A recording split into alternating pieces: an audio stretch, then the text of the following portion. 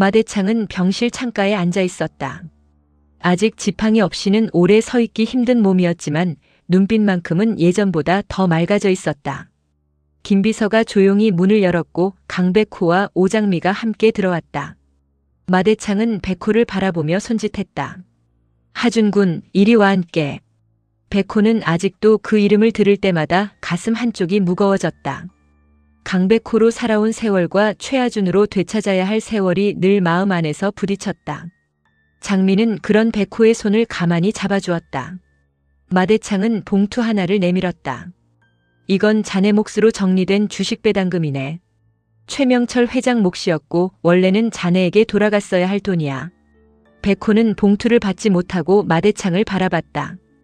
회장님, 저는 돈을 받으려고 싸운 게 아닙니다. 마대창은 천천히 고개를 끄덕였다. 알고 있네. 그래서 더 자네에게 맡기고 싶은 게 있어. 장미가 조용히 백호를 바라봤다. 마대창은 힘겹게 몸을 바로 세웠다. 드림호텔을 맡아주게. 백호의 얼굴이 굳었다. 드림호텔을요? 최화영이 껍데기만 남기고 팔아넘기려던 곳이지. 그런데 그 호텔은 원래 사람을 위한 곳이었네. 최명철 회장이 처음 드림에 투자했을 때도 그런 말을 했어. 돈 버는 건 중요하지만 사람이 쉬어갈 자리를 만드는 일이 더 중요하다고. 마대창은 장미를 바라봤다. 장미 씨도 같이 해주게. 자네와 하준 군이 원하는 호텔로 다시 만들어봐. 장미는 뜻밖의 말에 한동안 대답하지 못했다. 회장님, 제가 그런 일을 할 수 있을까요? 마대창은 희미하게 웃었다. 장미 씨는 최화영이 만든 감옥에서도 무너지지 않았네. 사람을 살리는 호텔을 만드는 일은 그런 사람이 해야지. 백호는 봉투를 받아들었다. 손끝이 무거웠다. 돈의 무게가 아니라 책임의 무게였다. 회장님, 제가 잘할 수 있을지 모르겠습니다. 마대창은 백호의 손등 위에 손을 얹었다. 잘하려고 하지 말고 빼앗긴 것들을 제자리로 돌려놓게. 드림도 호텔도 자네 이름도. 백호는 장미를 바라봤다. 장미는 눈물 어린 얼굴로 고개를 끄덕였다. 같이 해요, 백호 씨. 아니, 하준 씨. 백호는 그 말에 처음으로 작게 웃었다. 장미 씨가 같이 있으면 해볼 수 있을 것 같습니다. 그 시각 정숙희와 장미는 최화영의 방을 살피고 있었다. 경찰의 압수수색이 끝난 뒤에도 숙희는 무언가 남아있을 것 같은 마음을 지울 수 없었다.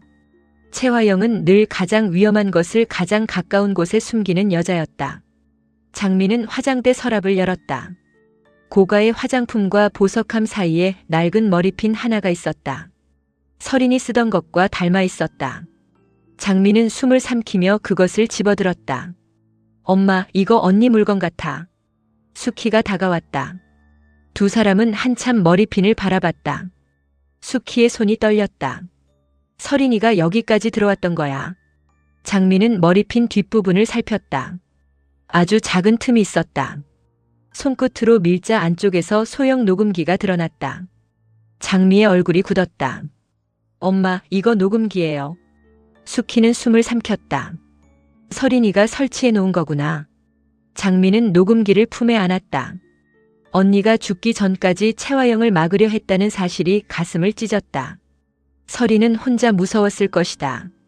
그래도 끝까지 증거를 남기려 했다. 숙희는 눈물을 참으며 말했다. 우리 설인이가 혼자 싸우고 있었어. 장미는 고개를 숙였다. 이제 혼자 아니야. 언니가 남긴 거 우리가 끝까지 들고 갈 거야. 녹음기 안에는 아직 확인되지 않은 파일이 남아 있었다. 장미는 바로 백호에게 연락했다. 백호 씨, 언니가 최화영 방에 녹음기를 숨겨놨어요. 파일이 남아 있어요. 백호의 목소리가 낮게 굳었다. 절대 혼자 재생하지 말고 기다려요. 원본 훼손되면 안 됩니다. 제가 바로 갈게요. 그때 백호는 복도 끝에서 걸음을 멈췄다. 안쪽 방에서 준호의 목소리가 들려왔다. 그는 누군가와 통화 중이었다. 지금 어디십니까? 수화기 너머 이강혁의 거친 목소리가 흘러나왔다. 그 멍청한 쌍칼놈이지 애인한테 맡긴 건 가짜야. 준호의 목소리가 흔들렸다. 그럼 실장님이 진짜 스패너를 가지고 있단 말이에요. 백호는 문 밖에 서서 숨을 죽였다. 이강혁이 진짜 스패너를 가지고 있다. 오복회 사건의 결정적 살해도구. 최화영과 이강혁이 끝까지 숨기려던 마지막 증거였다. 이강혁은 낮게 말했다. 준호야, 나를 만나. 내가 살고 싶으면, 내 엄마도 살리고 싶으면. 준호는 한참 말이 없었다. 저는 이제 그 사람을 엄마라고 부르고 싶지 않습니다. 그래도 피는 끊어지지 않는다. 준호의 목소리가 차가워졌다. 그 피 때문에 제가 여기까지 망가졌습니다. 백호는 조용히 돌아섰다. 이제 준호가 선택해야 할 시간이었다. 그리고 백호는 그 선택을 이용해야 했다. 그것이 준호를 구하는 길이기도 했다. 다음 날 항구 창고. 바닷바람이 낡은 철문 사이로 스며들었다. 준호는 혼자 안으로 들어섰다. 그의 얼굴은 밤새 잠을 자지 못한 사람처럼 창백했지만 눈빛은 흔들리지 않으려 애쓰고 있었다. 이강혁은 어둠 속에서 나타났다. 옷은 구겨져 있었고 얼굴에는 며칠째 도망친 흔적이 남아 있었다. 그래도 눈빛만큼은 여전히 날카로웠다. 왔구나. 준호는 그를 바라봤다. 진짜 스패너 어디 있습니까? 이강혁의 얼굴이 굳었다. 그것부터 묻는 거냐? 그걸 가져와야 끝납니다. 이강혁은 다가왔다. 끝. 내가 말하는 끝이 뭔데? 최 대표님이 감옥 가고 내가 감옥 가고 너는 최화영 아들로 손가락질 받는 거. 그게 내가 원하는 끝이냐? 준호는 이를 악물었다. 당신들이 만든 죄는 당신들이 치러야죠. 준호야. 그렇게 부르지 마세요. 이강혁의 눈가가 흔들렸다. 준호는 품에서 휴대전화를 꺼내는 척하며 말했다. 그 스패너 백호한테 증거로 넘겼어요. 이강혁의 얼굴이 순식간에 일그러졌다. 너 미쳤어. 우리가 죽자는 거야. 준호는 그를 똑바로 봤다. 우리가 아니라 당신들이요. 그 증거가 나가면 최 대표님은 끝이야. 나도 끝이고 너도 무사하지 못해. 준호의 목소리가 떨렸다. 대체 몇 명을 죽여야 성이 차는 건데. 이제 제발 정신 차리라고. 이강혁은 숨을 몰아쉬었다. 나는 널 지키려고. 준호가 소리치듯 말했다. 지키려면 죄를 덮는 게 아니라 멈췄어야죠. 나를 인질로 쓰고 영자 아주머니를 인질로 쓰고 최화영을 빼돌리고 그게 지키는 겁니까? 이강혁은 아무 말도 하지 못했다. 그 순간 숨어있던 경찰들이 움직였다. 백호도 뒤에서 모습을 드러냈다. 이강혁은 뒤늦게 깨달았다. 준호가 자신을 불러낸 것이 함정이었다는 것을. 준호야. 준호의 눈에서 눈물이 흘렀다. 이번엔 제가 당신을 멈추는 겁니다. 경찰들이 이강혁을 제압했다. 이강혁은 저항하려 했지만 오래 버티지 못했다. 그는 바닥에 무릎을 꿇린 채 준호를 바라봤다. 내가 결국 나를 팔았구나. 준호는 눈물을 닦지 않았다. 아니요. 늦게라도 아버지를 사람으로 돌려놓으려는 겁니다. 이강혁의 눈빛이 무너졌다. 백호가 다가왔다. 진짜 스패너가 있는 곳을 말하십시오. 최화영 대표님의 은신처도요. 이강혁은 고개를 숙였다. 한참 뒤 낮게 말했다. 항구 뒤쪽 냉동창고. 스패너는 그 안쪽 보관함에 있다. 최 대표님은 동쪽 별장 지하실에 숨어 있어. 준호가 눈을 감았다. 이강혁은 마지막으로 말했다. 준호야, 미안하다. 준호는 돌아서며 말했다. 그 말은 저한테 하지 마세요. 죽은 사람들한테 하세요. 그 시각 최화영은 동쪽 별장 지하실에서 불안하게 서성이고 있었다. 전화는 끊겼고 이강혁에게서 연락은 오지 않았다. 그녀는 돈가방을 열어 현금을 확인했다가 다시 닫았다. 얼굴에는 피로와 분노가 뒤섞여 있었다. 강혁 씨, 왜 연락이 없어? 그녀는 자신에게 말하듯 중얼거렸다. 아니야. 혁이는 나 못 버려. 나 없으면 그 사람도 끝이야. 그때 지하실 문밖이 소란스러워졌다. 최화영은 몸을 굳혔다. 문이 열리고 경찰들이 들이닥쳤다. 백호와 장미, 수키도 뒤따라 들어왔다. 최화영은 돈가방을 붙잡은 채 뒤로 물러섰다. 어떻게 여길? 백호가 말했다. 이강혁 씨가 말했습니다. 최화영의 얼굴이 굳었다. 거짓말. 장미는 그녀를 바라봤다. 예전처럼 분노를 참지 못해 달려들지 않았다. 이제는 끝을 보는 사람의 눈빛이었다. 최화영, 이제 정말 끝이에요. 경찰이 다가왔다. 최화영 씨, 당신을 마설인 김범석, 노철봉 씨의 살인교사 혐의와 오복길 씨 살인 혐의로 체포합니다. 최화영은 경찰을 밀어내려 했다. 나는 안 죽였어. 내가 직접 한 게 아니야. 전부 이강혁이, 강남봉이, 그 사람들이 한 거야. 수키가 한 걸음 앞으로 나왔다. 또 남 탓이야. 설인이 죽을 때도, 오복희 씨 죽을 때도, 아버지를 때릴 때도, 장미를 감옥에 넣을 때도 넌 늘 내 손은 깨끗하다고 믿었지. 최화영은 수키를 노려봤다. 정수키, 내가 내 인생을 망쳤어. 수키는 흔들리지 않았다. 아니, 내 인생은 내가 망쳤어. 남의 이름 훔치고 남의 딸 빼앗고 남의 목숨을 밟은 내가. 경찰이 최화영의 손목에 수갑을 채웠다. 차가운 금속이 손목을 감싸는 순간 최화영의 얼굴에서 힘이 빠졌다. 그러나 완전히 무너지지는 않았다. 그녀는 고개를 들어 장미를 바라봤다. 그 눈빛에는 포기와 분노가 동시에 있었다. 오장미. 장미는 그녀를 마주봤다. 왜요? 내가 이겼다고 생각하지 마. 장미는 천천히 고개를 저었다. 이긴 게 아니에요. 언니와 엄마와 할아버지, 당신이 짓밟은 사람들한테 조금 늦게라도 진실이 돌아가는 거예요. 최화영은 웃으려 했지만 입술이 떨렸다. 진실. 그딴 게 사람을 살린다고 믿어. 장미는 대답했다. 적어도 당신 같은 사람을 더는 못 살게 만들죠. 최화영의 눈빛이 흔들렸다.